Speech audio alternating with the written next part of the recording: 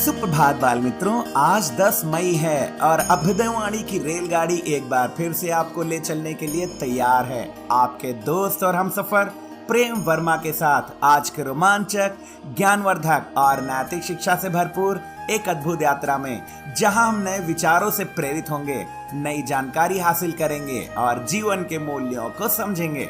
तो आइए इस सफर की शुरुआत करते हैं आज के प्रेरणादायक सुविचार से।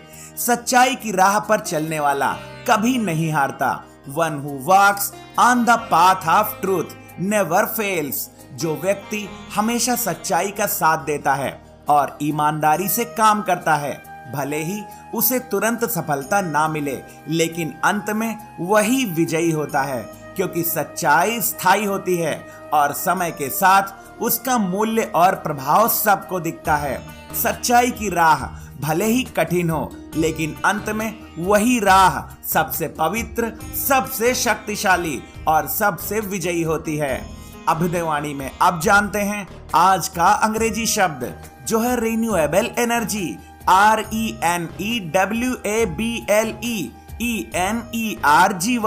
रिन्यूएबल एनर्जी का अर्थ होता है नवीकरणीय ऊर्जा। रिन्यूएबल एनर्जी ऊर्जा के वह स्रोत हैं जो प्राकृतिक रूप से उत्पन्न होते हैं और जिन्हें समाप्त नहीं किया जा सकता। ये ऊर्जा स्रोत स्वच्छ और पर्यावरण के अनुकूल होते हैं और ग्लोबल वार्मिंग और जलवायु परिवर्तन जैसी पर्यावरणीय समस्याओं से निपटने में महत्वपूर्ण भूमिका निभाते हैं, जैसे सौर ऊर्जा, पवन ऊर्जा, जल ऊर्जा और भूतापीय ऊर्जा आदि। उदाहरण, renewable energy is the key to a sustainable and cleaner future. नवीकरणीय ऊर्जा एक स्थायी और स्वच्छ भविष्य की कुंजी है। आगे बढ़ते हैं इस सफर में और आनंद लेते हैं आज की पहेली का। एक फूल यहाँ खिला, एक फूल कलकत्ता, एक अचंभा हमने देखा, पत्ते के ऊपर पत्ता। इस पहेली का जवाब है बंद गोभी। अब अगला स्टेशन है आज का इतिहास। इतिहास में अतीत से सीखने और वर्तमान को बेहतर बनाने का मौका देता है।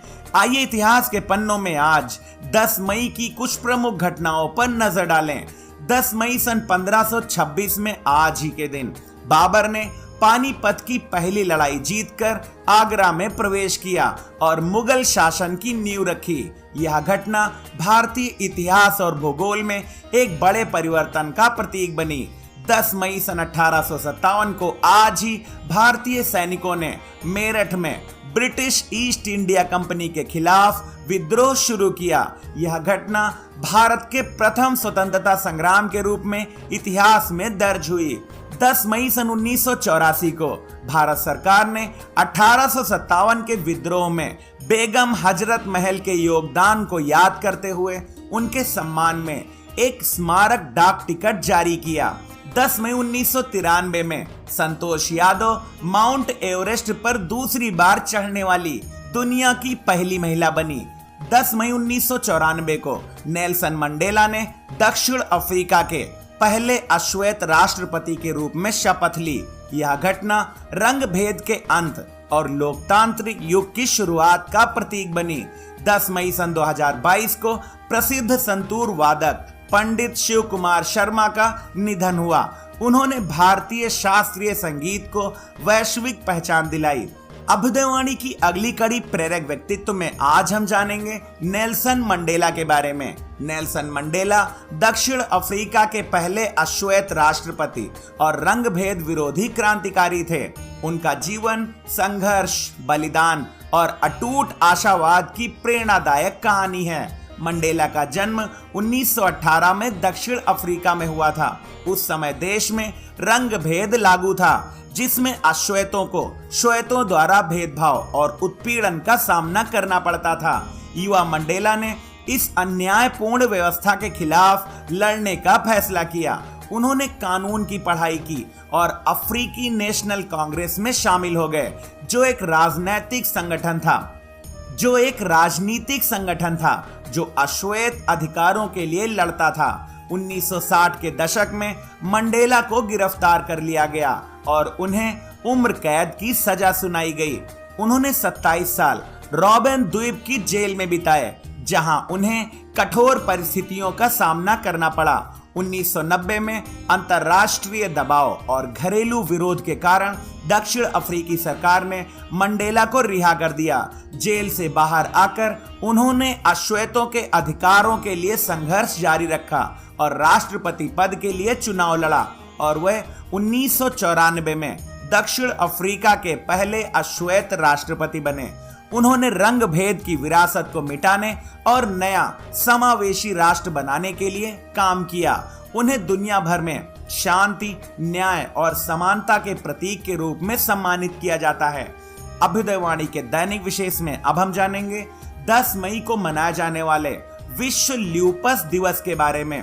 प्रतिवर्ष 10 मई को विश्व ल्यूपस दिवस मनाया जाता है, जो एक गंभीर स्वप्रतिरक्षी रोग ल्यूपस के प्रति वैश्विक जागरूकता बढ़ाने, रोगियों के साथ एकजुटता प्रदर्शित करने और चिकित्सीय शोध को प्रोत्साहित करने के लिए समर्पित है। ल्यूपस में शरीर की प्रतिरक्षा प्रणाली स्वस्थ कोशिकाओं और ऊतकों को नुकसान पहुंचाने लगती है, जिसके लक्षणों में थकान, जोड़ों में दर्द, त्वचा पर चकत्ते, बुखार और गुर्दे संबंधी जटिलताएं शामिल हैं। यह रोग विशेष रूप से 15 से 44 वर्ष की आयु की महिलाओं को प्रभावित करता है।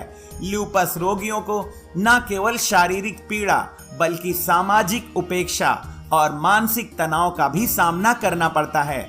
रोग के लक्षणों का अचानक उभरना या बिगड़ना उनके दैनिक जीवन को अनिश्चित बना देता है। इसके अलावा समाज में इस बीमारी के बारे में जागरूकता की कमी और गलत धारणाएं रोगियों को भावनात्मक रूप से अलग थलग कर देती हैं। विश्व ल्यूपस दिवस का प्राथमिक उद्देश्य इस रोग के बारे में सटीक जानकारी का प्रचार करना, शोध के लिए संसाधन जुटाना और रोगियों को सामाजिक मनोवैज्ञानिक समर्थन प्रदान करना है।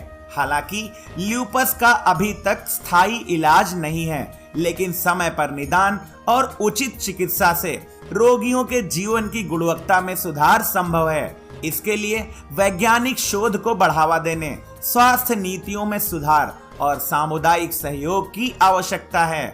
विश्व ल्यूपस दिवस हमें यह याद दिलाता है कि जागरूकता, संवेदनशीलता और सामूहिक प्रयासों के बल पर ही इस चुनौतीपूर्ण रोग से लड़ा जा सकता है। अभ्युदयवाणी के अंतिम पड़ाव पर अब सुनते हैं आज की प्रेरणादायक बाल कहानी, जिसका शीर्षक है कौवों की कहानी। बहुत समय पहले की बात है। समुद्र के किनारे एक नर और एक मादा कौवा खेल रहे थे। अचानक समुद्र की एक ऊंची लहर आई और मादा कौवे को बहाकर ले गई। दुर्भाग्यवश उसे समुद्र में रहने वाली किसी बड़ी मछली ने निगल लिया। नर कौवा बहुत दुखी हुआ। वह जोर जोर से रोने और विलाप करने लगा। उसकी आवाज सुनकर सैकड़ों कौवे इकट्ठा हो गए। जब उन्होंने यह दुखद घटना सुनी तो वह भी चिल्लाने लगे। तभी एक जोशीले कौवे ने कहा, यह शोक मनाने का समय नहीं है, हमें समुद्र से बदला लेना होगा। एक दूसरे कौवे ने हैरानी से पूछा, लेकिन हम समुद्र से कैसे लड़ सकते हैं? वह तो विशाल और असीम है। पहला कौवा बोला, अगर हम सब मिल जाएं तो समुद्र से भी ताकतवर बन सकते हैं। हम अपनी चोंचों से पानी निकाल निकाल कर दूर फेंक देंगे। एक दिन सारा समुद्र खाली हो जाएगा। यह सुनकर सारे कौवे उत्साहित हो गए और समुद्र को सुखाने की कोशिश में जुट गए। वे अपनी चोंचों से पानी भर भर कर बाहर फेंकते और साथ ही कौवे की बातें करते। वह कितनी सुंदर थी, उसकी आवाज कितनी मधुर थी। समुद्र ने उसे क्यों निगला? हम उसे सबक सिखाए बिना नहीं मानेंगे। लेकिन समुद्र, जो निसंदेह शक्तिशाली था, यह तमाशा देख रहा था। अंत में उसने एक विशाल लहर उठाई और सभी कौवों को अपने भीतर समेट लिया। आप क्या सोचते हैं? क्या कौवों का समुद्र को सुखाने का विचार अच्छा था? मेरे विचार से कौवों का यह विचार अच्छा नहीं था। बिना सोचे समझे क्रोध में कोई भी निर्णय लेना विनाश की ओर ले जाता है। हमें गुस्से में कोई भी फैसला नहीं लेना चाहिए। किसी भी बहकावे में आकर हमें कोई भी कार्य बिना बुद्धि और विवेक के नहीं करना चाहिए। आज की अभ्युदयवाणी का सफर बस यहीं तक था। कल सुबह फिर मिलेंगे एक नई ऊर्जा के साथ, रोमांचक, ज्ञानवर्धक और नैतिक शिक्षा से भरपूर एक रोचक सफर में। आपका दिन शुभ हो। जय हिंद, जय भारत।